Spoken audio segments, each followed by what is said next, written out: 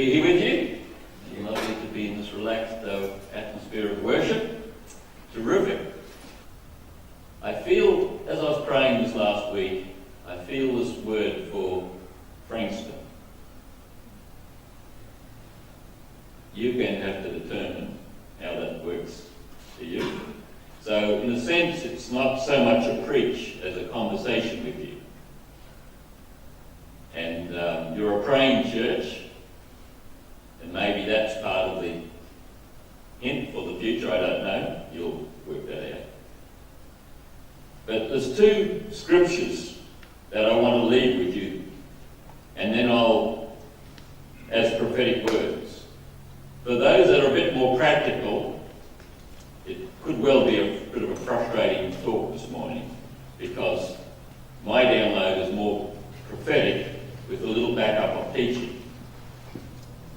What needs to happen, of course, is the apostolic strategies that take us forward as a church that makes a difference. Sitting here will only make things worse. Doesn't matter how much we try. Sorry. Because that's only a part of the picture.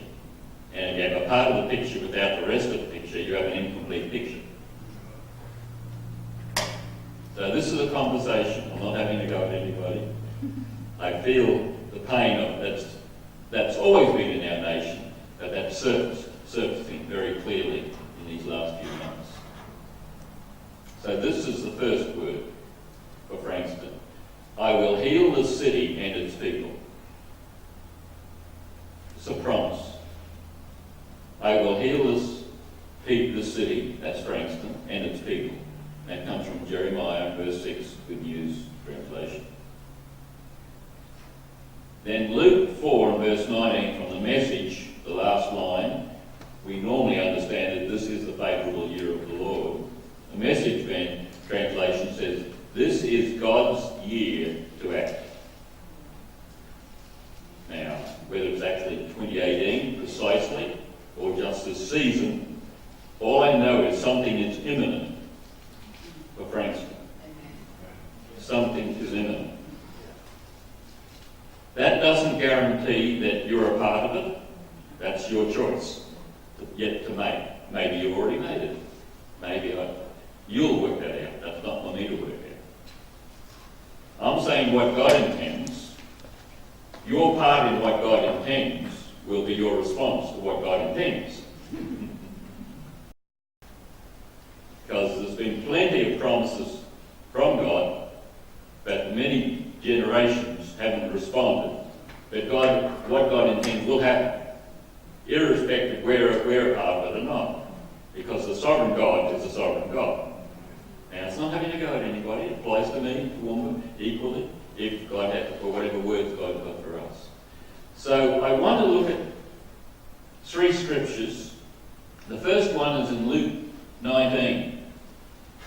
And it's what we call Palm Sunday, Passion Week, where Jesus rides into Jerusalem on this donkey. He's coming, and the crowds are crying out, the king is coming. They had it right.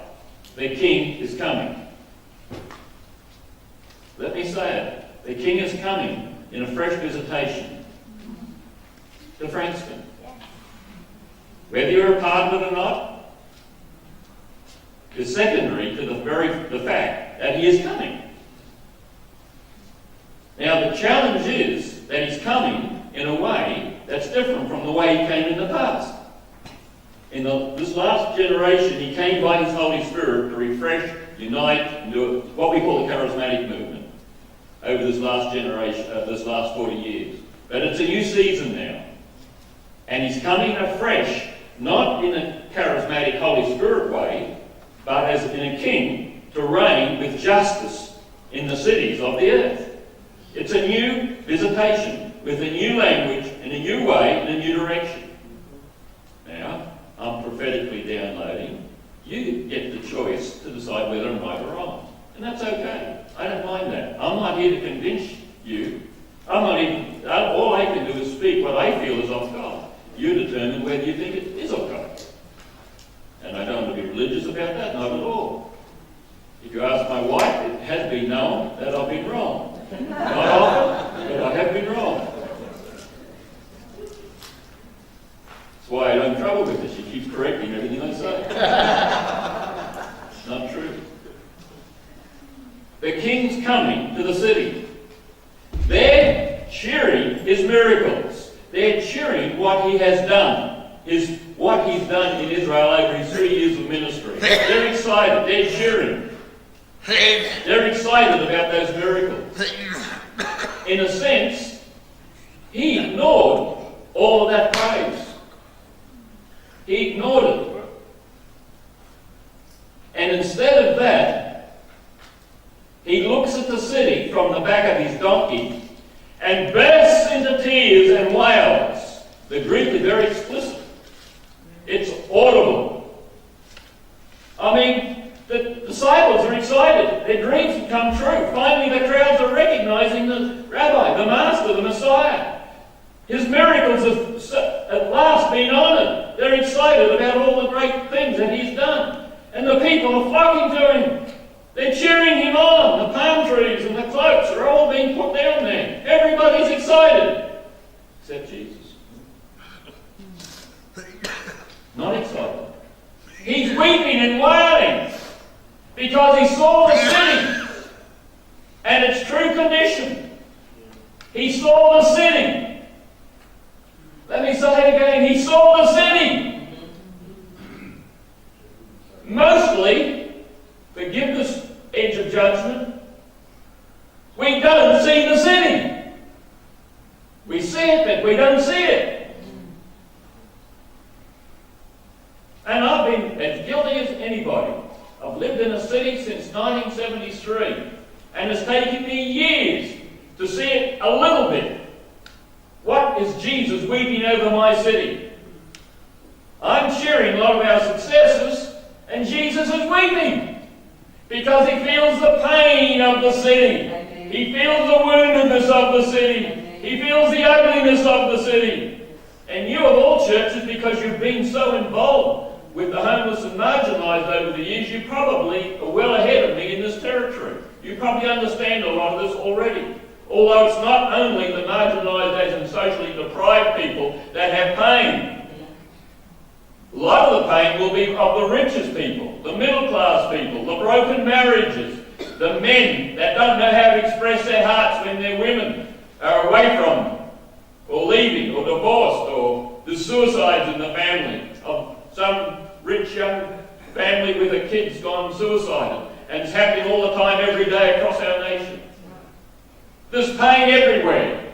So Jesus saw the pain. He wasn't celebrating the great victories of the miracles and everything that's just passed. That's past tense. He's saying, this is what I'm delivering into the future. An understanding of the pain for the city. And I'm coming with justice. I rule with justice. Right relationships with me and each other, and right dealings with me and each other and the world. Justice. So he's weeping. The disciples must be hurt. Have you ever been with what you feel is a reasonably composed, pretty sane, sensible person that's unlikely to cry and be emotional, and generally, it's fairly well together, and for some reason, they burst into tears. And you're embarrassed. You don't know what to do with them. Touch them, hug them, go quiet. What are you trying to do? It's embarrassing. I mean, I'm sure that the disciples were embarrassed for the people's sake. Jesus should have been waving and accepting the accolades of the people and acknowledging that they're recognizing that he is the king, he's the Messiah coming to take his throne in the capital city, God's capital city, Jerusalem. And they must have been embarrassed. Probably cringing. Probably saying, Master, you're missing it. What are you weeping about? Let me tell you what he was weeping about. Two things here. In verse 42, if you're looking at it, he said, if you had known in this day, even you, the things which make for peace, for shalom, but now they have been hidden from your eyes. In other words, he was weeping for the fact that the people in Jerusalem did not know what made for shalom. Now, that's what he's weeping for. What's that mean? Shalom means more than just peace be unto you, peace, kiss, or signal, or whatever we do at times. It's the deepest word.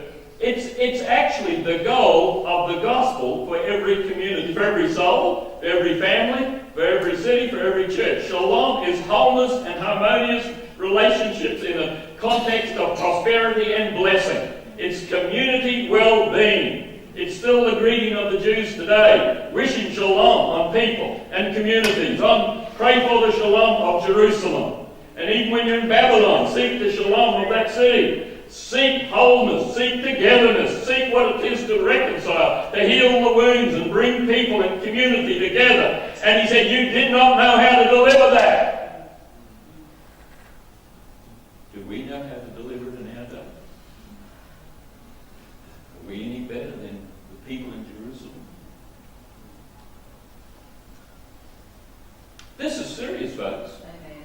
We're here on earth to deliver shalom to our communities. And the danger is we sit in our churches and have prayer meetings. I'm all for prayer meetings. I go to a lot of them. But if the prayer does not have strategic apostolic outworkings, and your church, we've done a lot of that over the years, so please don't think I'm having a go at anyone. All I'm saying is that this is a condition, by and large, of where we all sit, including me, including Toowoomba. Thank you for the nice words about Toowoomba, but let me tell you, we're a long way to go. We've hardly begun. They did not know how to establish peace. Then let me tell you, Jesus brought a real warning. Then he said, let me tell you, for the day shall come when your enemies will throw up a bank, a siege, and surround you. And the Greeks gain emphatic. It means it will hem you in. You've got no way of escape. There's a siege coming upon you. Now we know this was ultimately fulfilled in 70 AD. This happened. For all the talk about what Jesus did in the Passion Week, in the upper room, and everything like this, most of his discussion, he said a lot in Passion Week. There's chapters in the Gospels about Passion Week, and most of it is judgment upon Jerusalem and Israel. 80% of it. Why? Not because he was, it sounds like he's angry, but he's crying, he's weeping, because they did not know how to deliver shalom to their communities. And he said, there's going to be a siege. The enemy is going to be around about you. Upon you and your children.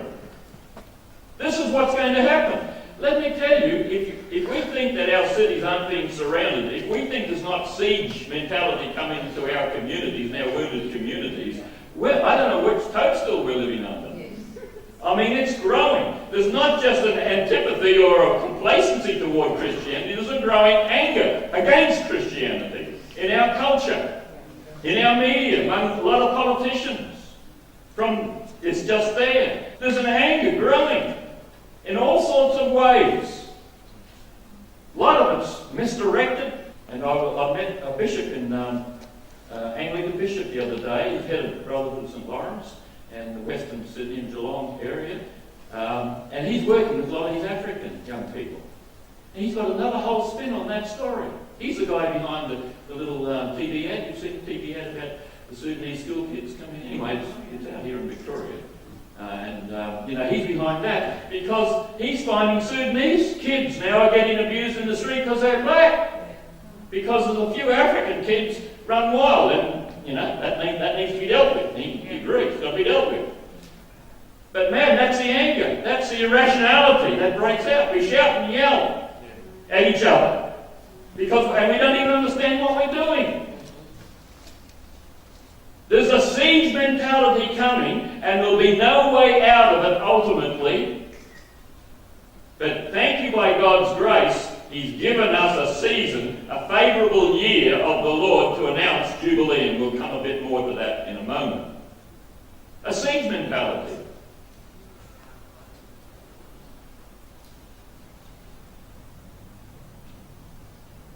A few chapters later on, Jesus says, weep for yourself and your children. Let me tell you, when this siege mentality is already here, it's growing, it's suffered the most. Right from all the rampant abortion, all the sexual abuse, all the dislocated families. Our next generation, our next crop of human beings are being set upon by the devil in a way that's unbelievable. Unbelievable. I've been a pastor a long time. And I watch in our city, I've pastored lots, and you can meet a lot of people with lots of problems and issues. But there's a group in Toowoomba run by one of my daughters called City Women.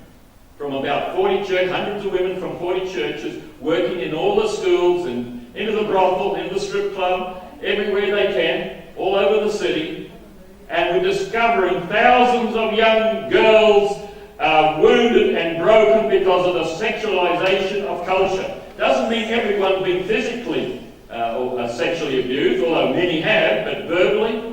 They're not being fathered, they're not being protected.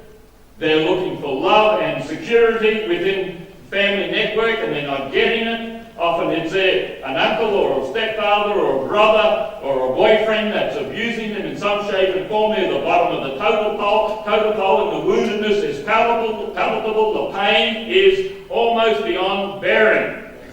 And it's there, with thousands of girls in our own city, and no doubt in your city, and all over this nation. They're the bottom. It's the greatest area of injustice in our nation, is what's happening to our teenage girls as they reach puberty and come into adulthood. They're looking for love and security. They not find it in the family. They find a boyfriend, and the boy isn't there to give them love and security. He's there wanting sex in the name of love and security, which then leaves the girl in more pain. We have thousands of girls in our city we put through camps, and some of you have heard the story there, and a big part of the camp is drawing attention to all the sexualised abuse there and then repenting to them on behalf, like a man, I did it for quite a long time, but now other men are doing, younger men are taking all this on because I travel more, and we stand up after this presentation on a Saturday night at the camp, at weekend camps, and we just apologise to all the girls for any man, father, stepfather, uncle, boyfriend, stranger that's abused them or hasn't covered them in the way, whichever. And about that time, the whole room of girls burst into tears because they've all been abused in some shape or form. And then out of that, so many come to know the Lord Jesus Christ because of the painless process. And hundreds now, thousands have been through the camps, hundreds have come to the Lord, and there's probably 80 to 100 being discipled at any one time. Pain is palpable. Weep for yourselves and your children.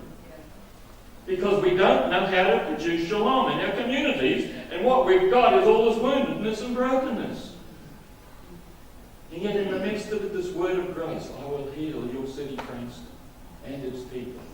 And this is the year to act. In this year. We're being besieged on every level. On every level. There's a second reason that this was happening. First reason is they did not know how to produce shalom in their communities. The second is they did not recognise the time of their visitation. It's, Mark and I were talking about it yesterday, every move of God over the history of Christianity pretty well, not every, but many, probably most, has been persecuted by the people who have been in the move before.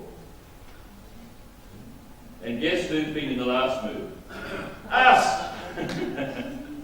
So the danger is, I can remember when I was a Methodist, I was a farmer, trained to be a Methodist minister, and got caught in the charismatic movement. Wow! Guess who persecuted us the loudest? Was the Assemblies of God. In Brisbane, we had a revival going, a charismatic revival going. Hundreds were getting saved. All sorts of things were happening. We were dancing and celebrating, casting demons out, and all sorts of things. And now AG said, dancing's of the flesh, and a Christian can't have demons. Sorry, you're AG, aren't you?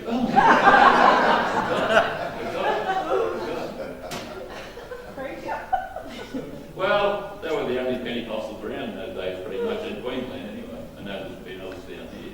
We didn't have. Look, it's not having to go at anybody, not at all. All I'm saying is, we're the next in line. Are we going to see know the time of visitation? And if he comes in a way where we're thinking something like the crowds here, but he's actually doing something different, are we going to be upset with the difference and say, no, you've got to do this? Are we praying for this when he says, no, I want to do that? And the trouble is we don't know what that is. So we're praying for this. Because that's all we know, because that's the revival we've been born into and live in.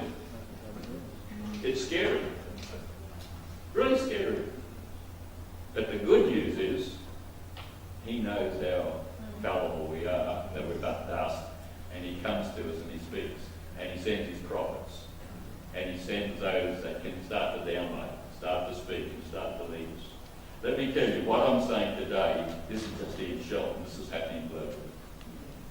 I sat in New York 3 or 4 years ago at a conference there, and then again nearly 2 years ago.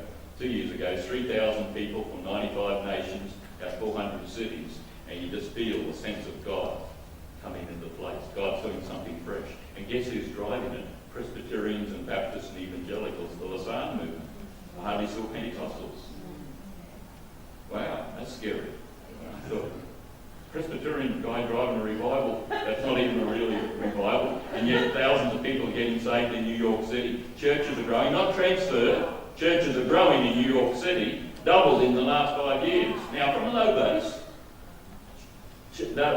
something 42% of churches in New York weren't there prior to 2002. That's how many new churches they're planting. And church growth, they're on the move, changing. They say that a church that's not planting a church at least every 5 years is already dying. Wow. That's scary. That's really scary for those of us who have been around a long time. Are we deader than we think? I know people call me an old fossil sometimes. Two things. We didn't know how to produce shalom in our city, and we didn't know the time when he did turn up. We didn't understand it. It's a good time just to be humble and on our knees and say, Jesus, we need something new and fresh from you. We don't want to be celebrated. Well, yes, we thank you for everything you've done in the past. And please honour the past, honour the heroes of the past, celebrate that. But don't cheer that on at the very time he's weeping for the new thing he's trying to introduce. And what was he actually saying? What was he actually saying? What was the answer to this? It was the cross. He was saying the cross, and they're celebrating finally. He's on a donkey. I wish he was on a big horse, but at least he's on a donkey. At least he's coming. At least we're cheering. At least he's going to take over. At least the Messiah's finally come back to Jerusalem. Hallelujah! But it was all wrong. He came back to Jerusalem all right, but the donkey should have given them a hint. He wasn't coming as a conquering king. He was coming to lay his life down for the sins of the world and for the very things that they did not understand, the shalom and the time. And you know what? This next move will be marked deeply by a new embracing of the cross of the Lord Jesus Christ. A new coming in humility. There will never be healing without the cross. It's not possible. I wish I had more time to get into that, but I haven't. And I think I'm nearly thrown on my time and haven't started hardly. You can leave when you see me. The next thing he did here was cleanse the temple, and that leads us right on. And isn't it interesting? He cleansed the temple. He cleansed out of his church that which was not honouring of him. Now, there's a lot of things, stories about what he was cleansing. But in a word, it was the outer court where all the doing all their dealing and selling, the items for the sacrifices, etc. But it was also the court of the Gentiles. The temple was always supposed to be open to nations, where the nations could come and worship. And they were taking absolute advantage of people, the Gentiles who were coming in to worship, plus other things, no doubt. They were cleansing the temple, because people did not feel free to come into that church anymore, because it was not going to be their thing. They were not going to be welcome.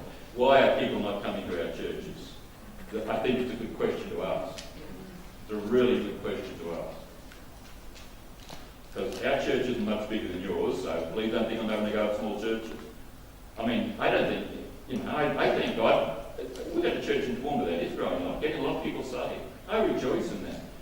by and large, overall, people aren't coming to churches across Australia. By and large. Thank God for every exception. Every exception. I mean that. For every soul saved. Absolutely. But he's cleansing the temple. God is going to take out of our church that which is the impediment to his future blessings and his future purposes. Get used to some disruption. Yes. At the beginning of the year, the Lord spoke to me. I felt, now maybe just for me, that this is going to be a season of disruption. But disruption is not bad. Because as soon as you come to know Jesus, you're disrupted. Your life's disrupted. You're going this way, now you're going this way. And you get disrupted many times. Judgment is not bad. If you've got cancer and you go to a surgeon and he says, I can take that out and heal you, you say, I'm on the table yesterday, you take it out. Because the judgment of that cancer determines your future health. The judgment of the cancer within the church will determine the future health of the body of Christ. So cleansing the temple is a good thing. It's a good thing. Okay. Let's have a little look at the positive. In case you're all ready to first just tears yourself. Luke 4, what is sometimes called the Nazareth Manifesto, when Jesus went back to his home village, Nazareth. Anybody been to Nazareth? You were there in Israel last year. Yeah. Nazareth is not a little village anymore, is it? Goodness gracious. Big city. All of Israel. Somebody laughed when they said, walking around the Temple Mount, walk where Jesus walked. And the guide said, well, he walked about 30 metres below us. There's a lot of build-up since then. So anyway, hallelujah. Jesus walks in every part of the globe. The Nazareth Manifesto in Luke 4 and verse 18 and 19 is very well known. The Spirit of the Lord is upon me, because he anointed me to preach the gospel to the poor, proclaim release to the captives, recovery of sight to the blind, set free those who are downtrodden, and proclaim the favourable year of the Lord. Or this is God's year to act as a messenger. So we know that well. N.T. Wright, my favourite theologian, says this manifesto is the role of what he calls the Jubilee cells. The church is a cell of Jubilee, a Jubilee cell.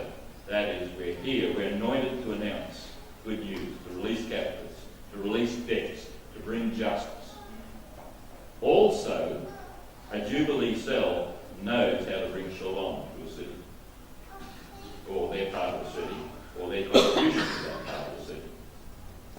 Before I say a little bit more about that and wrap it up, the rest of this chapter, Jesus goes on, he's been speaking in his home village of Nazareth. Then he goes on to Capernaum, his adopted village where he lived during his ministry.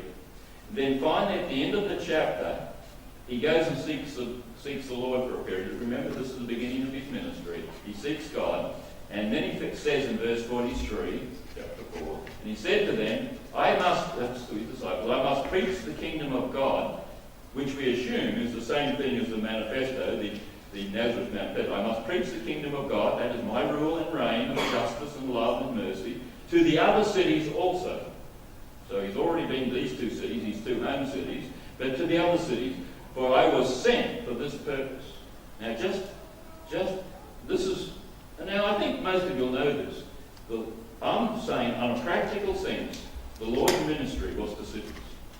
That's how it was in the Old Testament. He took the land city by city, and that's another whole story. And Jesus' Great Commission was going to disciple nations. Now either they were disobedient or they did it right. But when you read the book of Acts, they didn't disciple nations.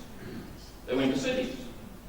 So we're assuming the interpretation of discipling nations is doing it city by city. Makes sense. Australia is just a sum total of all the cities and towns. So if you disciple the cities and towns, you've got the nation. Is that right? Yes. And there's a church in every town and city in Australia. Hallelujah. Now, they didn't have it in those days, but they thought that was their job, to go and get the church planted in every town and city of the Mediterranean area where they were. And then they could reach the nations, the ethnic groups, or ethnic families. But anyway, that's another whole story. So Jesus' ministry, the purpose that he was sent, was to bring his rule and reign of justice and mercy to bring healing and wholeness, to bring shalom to the cities of Israel.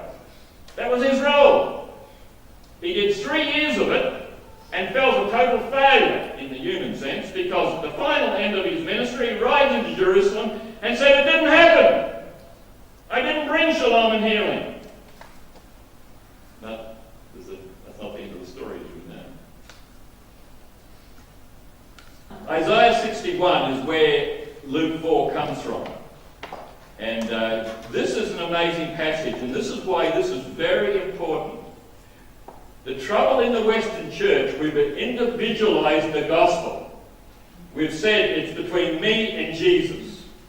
And if there's enough me's and Jesus, and we come together, we call it a church. But it still comes as individualized. The Hebrew mindset was always corporate. Now, I've had the joy of living in Fiji and having a lot to do in Fiji, and that's taught me a lot about our own Aboriginals, and as well as the Hebrew mindset. Because in Fiji, it's the village first, it's the community first, and the individual second. In the Western world, it's the individual first and the community second. So if we don't like the community we live in, even the family, even the spouse, let alone the church, we're out of there. That's the mindset, isn't it? Yes. Where in Fiji, you belong to the village even if you're not getting along with them. And you migrated to England or Australia or somewhere. You know what? You'll want to go back to your village and die there. The Fijians have a saying, you die in our arms. And I've been in a village when an old woman was passing away, and it was so touchy to see all the other women in the village with her, praying over and being with her in her last few moments. You die in our arms. They can't get over that we put old people in aged homes. They think there's something wrong with us. That's not community. But we're individualised. That's what we do. And some of you could be in aged homes, and I'll probably be in one day. So I'm not having to go with anybody. I'm just trying to draw attention to the fact that we've so individualised the gospel. So when we read the Nazareth Manifesto and most things from the gospel, we think you've got to get saved. You're an individual. It's you and Jesus. You worship Jesus. You come to Jesus, and then you find a few folks you get along with. If you don't get along with, go somewhere else. Where's the shalom in that? That's not the gospel. It's not the gospel. That will never heal the wounds of Frankston or anywhere. Even your own wounds it won't heal. In fact, it'll exacerbate it. I think some of the greatest woundedness is inside the church. Now, I think that's positive, because if you're wounded, what better place to be than in church? It's the best place to be. But so Isaiah 61, so I've just said, Jesus' ministry was to cities. Because in the shalom of the city shall be your shalom. Jeremiah 29. If you heal Frankston, you'll get healed. So don't sit here waiting to be healed to go and heal the city. Go and heal the city, and as you heal the city, you're going to get healed. That's weird, perverse logic, isn't it? You know, I listened to some of the interviews of diggers from Gallipoli. I used to watch all those things years ago. And they get wounded in Gallipoli, get sent back to the hospital in Cairo. They couldn't wait to get back with their mates in the front line again. The wounded warriors, they wanted to be in the trench with their mates. They wanted actually more to be with their mates than to fight the enemy. But that's the shalom, that's the peace, that's what they were. Even if they were wounded, they didn't want to admit they had to go out. So, as you heal Frankston, you'll get healed. If you sit here, Frankston dies and you'll die as well, and you'll be surrounded by the enemy. And 70 AD was the ugliest time in Israel's history since the exile. I mean, twice God allowed utter judgment on his own capital city. Twice in history. Well, that was 600 BC and then 70 AD. If you've been to the Western Wall, there and around those things, you'll see the big piles of rock that are left over from 70 AD when the Roman armies marched in. The whole place burned, the whole place. The burn marks are still on the rocks. From how long ago was that? Did you see those rocks? I thought that was fascinating. That was the most fascinating thing I saw in Jerusalem, because that was the poignant lesson I needed to learn, that I'll end up a burnt rock if I don't keep moving on with God. And that's what a lot of the church is, burnt rocks. Rubble. We're not even put in decent order. We're just piles of rubble. If one pile of rubble, we call it XYZ church. If another pile of rubble, that's HMIB church, or whatever it is. We've got piles of rubble everywhere. And we're not even joined properly, let alone heal, let alone together, let alone knowing how to heal our city. I think that's for Toowoomba too. We're trying to learn how to heal our city. We've discovered one of the big things in the sexualisation issue is pornography. Probably the greatest underlying problem in our city that causes a lot of the sexual and family breakdown and problems. So some of the pastors and other people, along with the mayor's heading it up, has declared Toowoomba a porn-free city. Wow. We have annual rallies. Now, we know we can't cut off the internet. You might think Queensland's pretty backward, but we've still got the internet. And we can't cut it off. But we can educate people, like 30, 40 years ago, people were educated about smoking. Now smoking, you're kind of a bit of a pariah. Just, well, you're not allowed to smoke. I used to go on aeroplanes and everybody smoked. You'd come home and just... Who remembers the day you fly, and they had the non-smoking section across the aisle for the smoking section. It was weird. Just wild and weird. So we're working on that because that's part of bringing shalom to the city. It's wonderful. The madam, the lady that ran the brothel, has got converted. In fact, for a while before she did get converted, she was reading the Bible to the other prostitutes. We had the first, I think, probably Bible reading brothel in Australia. And then last year they got invited about 16 prostitutes and strippers from the strip club, one of the churches, and put on a special dinner to bless them. And got fine young men, all dressed up with bow ties to serve them, even to do their toenails. I don't know. Anyway. And the lady that runs the ministry of the brothel said to these young men, "These ladies are prostitutes and strippers. If you look at them in the wrong way, they'll know." So, we call the guys. And just, in a church building, anyway, but what an act of mercy and grace and healing. They're only used to judgment. They've been judged themselves. What do you think they're in that business for? Because they're whole and healthy and happy in their family relations? No, the opposite. The opposite. So, it's all about Isaiah 61. In fact, the whole Bible is about save a city, heal a city, and the overflow is to the individuals. The shalom of the city will bring your shalom. Who wants to be prosperous and blessed and good relationships and happy marriage and good health? Well, if you work on Frankston, the overflow will come to you. If you ignore Frankston, you'll miss out. Time is nearly gone. Isaiah 61, actually has gone. Isaiah 61, verses 1 to 3 is the amazing rescue and redemption work of Jesus Christ. Read it for yourself. Where you beauty for ashes, oil of gladness. This is the work of redemption. The work of healing brings beauty. And I've seen it in that former madam. The local Christian FM radio has hired her to be a disc jockey there, and so she's only been converted a few months, and now she's running a Christian program. That's her job. That's her full-time job. But the beauty, see, when Christ does a work, there's beauty there. There's beauty. And joy, all there. Mantle of praise, all there. But then, this is what happens. The restoration is left to the people. God does his part of redemption and rescue. Then what will they do? This is what they will do. Let me see where I've got that there. They will raise a new city out of the wreckage, the Message Bible says. They'll rebuild the ancient ruins. They'll raise up the former devastation. They'll repair the ruined city. In other words, a people redeemed by Jesus, given the beauty of salvation, will start to rebuild their city. That's the Nazareth Manifesto. That's the work of Jesus Christ in this present day. That's the coming of the King to Frankston. To redeem people, and he's got enough redeemed people who should be enjoying the benefits of redemption, and who themselves now will start to rebuild the wreckage that is your city. Because all over the city there'll be wreckage, there'll be brokenness, and heartaches, and suicides, and sickness, and a whole range of things all over the city. And now it will be determined by the church if you discover how to bring shalom to your city, or whether you'll sit here till you wither away and become... this goes to every church in the country. It goes to my church. We're only a small church too. We were bigger. I wrote a book, Honey, I Shrunk the Church. It happens. And it was painful, and I'm not laughing. It's okay, you can laugh.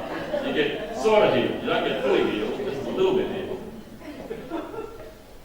And it goes on there. Prosperity comes. And you end up a greater priest and ministry to your God than ever before. And the wealth of nations comes to you. And God's covenant love comes to you. It's all there in this context. This is the Nazareth Manifesto. And I love the last bit in verse 9. And then your offspring will be known among the nations, and your descendants in the midst of the peoples. It doesn't mean all your kids will go off and be missionaries. Some of them might be. But it means that the kids of God's people will be seen to have God's presence upon them. They'll be amazing kids. They'll be growing up in God. They'll be doing things for God. Doesn't mean extraordinary things. Some might go on and do some of those things. But our son Lyle gets a lot of publicity for what he does with ACL, and we'll see the future. But our youngest daughter, who raises 3 kids and her husband's a fireman, she's just doing just as great things in God. And she's just the greatest, wonderful, beautiful mother you can imagine with those 3 little girls. And a wonderful wife to her husband. And he's a wonderful husband. That no one knows about him. They live on, he's a fireman, but they live on a farm outside of Toowoomba because they love horses. That's just as important. Whatever God calls us to is just as important. Yes. I know I'm not having to go at Ron and Gabrielle here, but my daughter who runs, another daughter who runs City Women, has gone out and got all the retirees and brought them in to help heal all these girls that she's working with hundreds of girls, and she's discovering they can't be healed without community. And they need fathers and mothers. And it's hard to get fathers and mothers, so she's gone and got all the retirees and brought them in. And she said, if you dare go out as a great nomad, I'm coming and flapping your tyres. Sorry, Ron. It's okay. It's okay to go around Australia. We repent. You repent. We all do it. Letitia, now you have to meet our daughter. She's got a wild sense of humour and she's a bit bossy as well. But it's amazing to see, at the end of the camp, she has father's blessings on these girls. And she gets these grandfathers out of the churches, all different churches, come, they're just, my daughter loves to say some of them old and fuddy-duddies, they're still wearing cardigans. Anybody know what a cardigan is? Yeah. That's ancient. And they come and they're given 2 minutes to pray a father's blessing over a girl they've never met before. Some of the grandfathers said, I don't even get on well with my grandkids. The teacher would say to them, just come and do it. Just come and do it.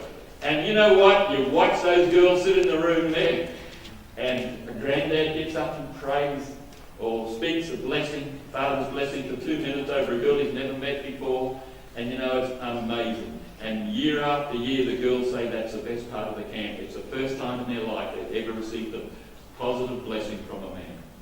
Some of them take what he's read to them and frame it and put it up. Some of them, they all want selfies with this grandfather. Some of them even ask grandfathers, would you walk me down the aisle when I get married? I love that. Granddads. There's a future after work. You don't have to be a great nomad, sorry. You can be a great nomad as well. You can do both, and a lot of people are.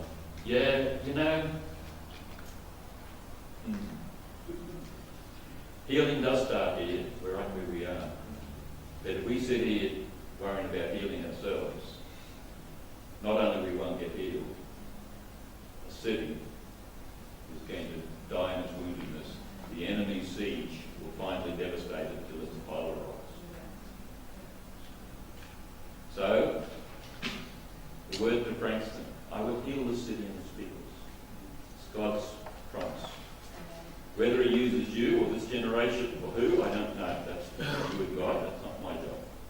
But he said this is God's year to act, so he's doing something in this season. The king is coming. They got that part right. They just didn't understand anything else. They didn't understand it's the way of the cross.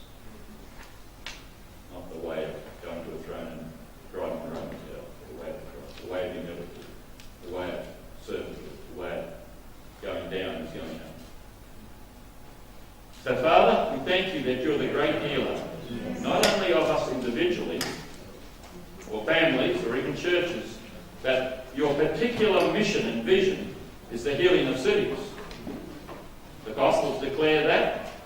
The prophets declared that. The book of Revelation, the great book of consummation, is all about cities. 7 cities which represent every city. And ultimately, your presence in a city was bringing healing with the river of God to the nations. And that's the climax and the finish. That's it. But that happens in time and space, not after the second coming, prior to the second coming. After the second coming, it's too late to worry about healing nations. Healing nations is for now. And so we thank you, God, that you're raising up cities.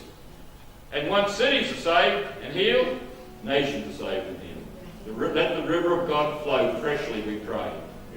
Wash away the flotsam and jetsam of the past. We thank God for the good of the past. But God, we've accumulated a lot of flotsam and jetsam into the stream of God. Wash it away. Cleanse us, we pray. Bring us into something new and fresh in this day. And I pray in Jesus' name. Amen.